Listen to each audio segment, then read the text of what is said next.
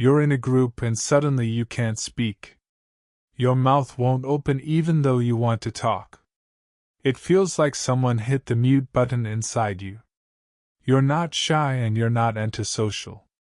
Something deeper is happening in your brain. This is not a character flaw at all. This is neuroscience working behind the scenes. When you sit with one person, everything flows. You hear their voice and read their face easily. Your brain handles that conversation with no issue. But the moment a third person joins, everything shifts. Your brain starts running multiple programs at once. It tracks who is speaking right now. It reads the tone of every single voice in the room. It watches facial expressions changing in real time. It calculates the mood of the entire group. It tries to figure out when you should jump in. It guesses what topic might come up next. All of this happens in a fraction of a second. The part of your brain doing all this heavy lifting. That is your prefrontal cortex sitting behind your forehead. This region is your social command center. It handles planning and decision-making every day. It manages impulse control and social behavior too. It processes complex information from your environment. In a one-on-one conversation, it works smoothly. It doesn't need to juggle too many inputs at once. But in a group setting, it gets flooded with data. 3 voices become 6 possible reactions to track. 4 people means 12 social dynamics happening. 5 people and the math becomes almost impossible. Your prefrontal cortex starts working overtime now. It heats up like a computer running too many tabs. And just like a computer, it starts to slow down. The language output center gets temporarily paused.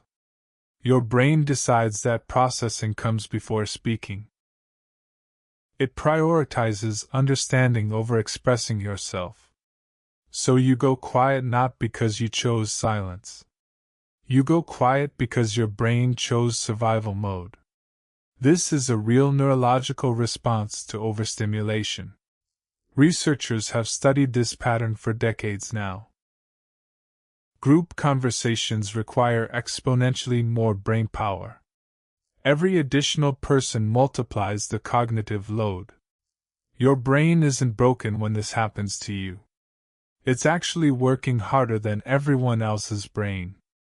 Think about what happens when you're at a dinner table. 6 people are talking and laughing around you. One person tells a joke and everyone reacts differently. Another person changes the subject without warning anyone. Someone else makes a comment with a hidden emotion. Your brain catches every single one of these signals. It doesn't miss the slight tension in that one voice. It notices the forced smile across the table clearly. It picks up on the person who laughed a bit too late. It registers the one who looked down at their phone. All of this data streams into your brain nonstop. And your prefrontal cortex tries to process it all. But the bandwidth runs out before words can form. The words are there somewhere deep inside your mind. You can feel them sitting right on the edge. But they won't cross the bridge to your mouth. This is not anxiety, although it can look like it. This is cognitive overload happening in real time. The people who experience this most intensely share traits. They tend to be deeply empathetic and observant individuals. They read emotions in others better than most people can. They notice micro-expressions that others completely miss. They feel the energy of a room the moment they walk in. Their brains have a region called the amygdala. This is the emotional processing center of the brain. In highly empathetic people, this region is more active. It fires stronger signals when detecting social cues. It reacts more intensely to other people's emotions. So when a group conversation happens around them, Their amygdala sends a flood of emotional data upward. The prefrontal cortex receives this massive wave of input. It now has to sort through facts and feelings together. Logical processing and emotional processing compete for space. The result is a temporary shutdown of verbal output. You sit there fully aware of everything happening around you. You understand the conversation better than most people there. You see the dynamics that nobody else even notices. But you cannot translate your thoughts into spoken words. It feels like being trapped behind a glass wall sometimes. You can see everything and hear everything clearly. But your voice just won't reach the other side of it. This experience creates a very specific kind of pain. It is not the pain of being alone by yourself at home. Being alone can actually feel peaceful and comfortable. The real pain comes from being alone inside a group. Laughter fills the room, but you feel separate from it. Everyone seems connected to each other except you somehow. You watch friendships forming right in front of your eyes. You see inside jokes being created without you in them. You notice pairs of people bonding over shared comments. And you sit there wanting so badly to be part of it. But the words just won't come out of your mouth. This is the loneliest feeling a person can experience. Surrounded by people yet completely isolated inside yourself.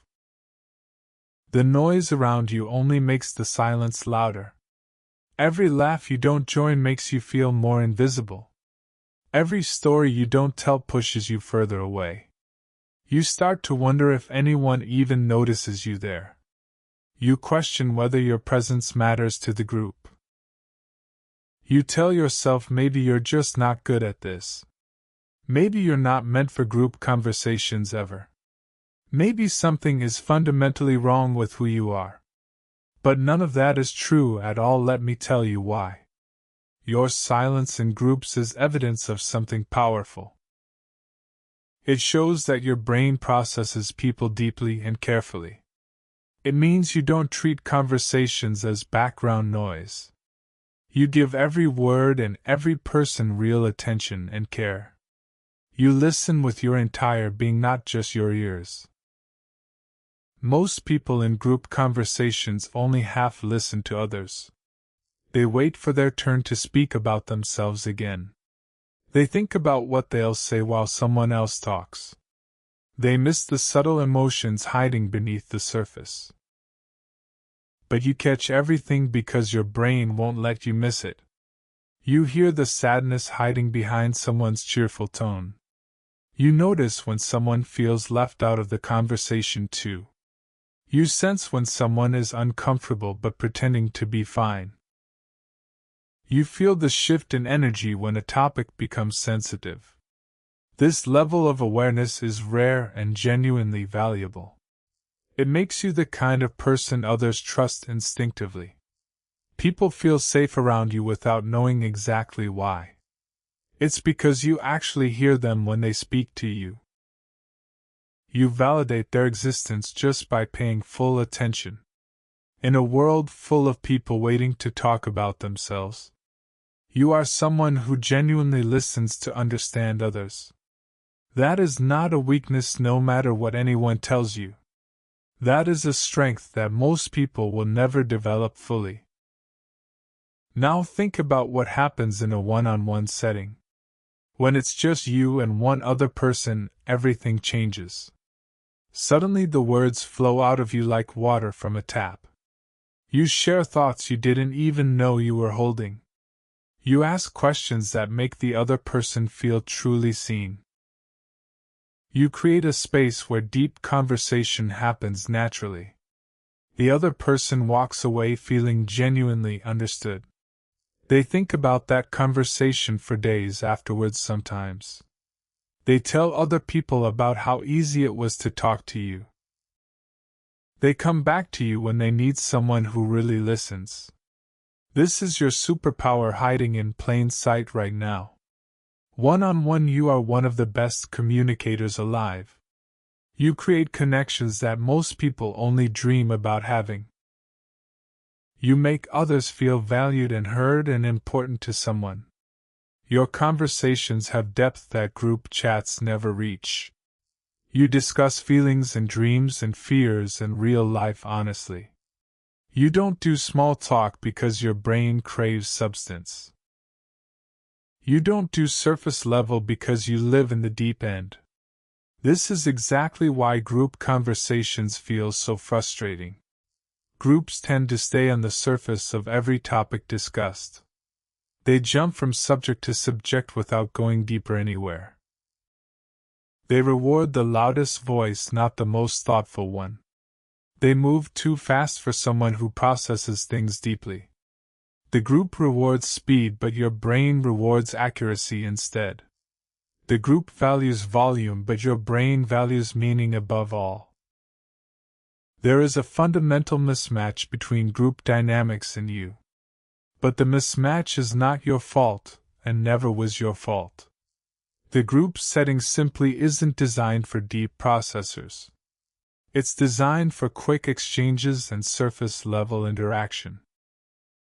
It rewards people who speak first and think later about things. It punishes people who think first and speak with intention. You are a think-first person in a speak-first world today. That doesn't make you broken or defective in any way. That makes you different, and different is not a bad thing. Let me explain what happens in your brain more specifically now. When you enter a group conversation, your brain activates. The superior temporal sulcus starts reading social cues immediately. The fusiform face area begins processing multiple faces at once. The anterior cingulate cortex monitors for social conflicts nearby. The insular cortex reads emotional states from body language cues. The mirror neuron system fires trying to empathize with everyone. All of these systems running simultaneously drain your cognitive energy. Your working memory, which holds about 4 items, gets overwhelmed. In a one-on-one conversation, you track one person's cues easily. In a group of 5, you're tracking 20 different social signals. Your working memory simply cannot hold all of that information. So it starts prioritizing, and something has to give way now. Unfortunately, the thing that gives way is your speech output. Your brain decides that understanding is more important than talking. It allocates resources to listening instead of speaking out loud. This is actually a smart decision by your brain, honestly. It protects you from saying something socially inappropriate there.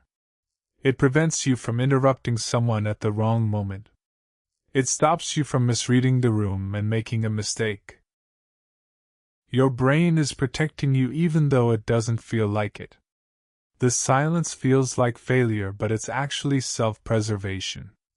Your brain knows that in a complex social environment, caution wins. Speaking without full understanding can damage relationships quickly.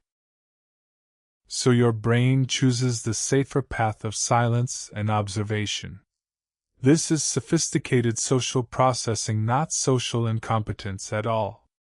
You are not failing at conversation in that group setting. You are performing at a higher level of social awareness instead. The problem is that society doesn't recognize this as a skill. Society rewards the person who speaks up quickly and loudly. Society celebrates the one who always has something to say.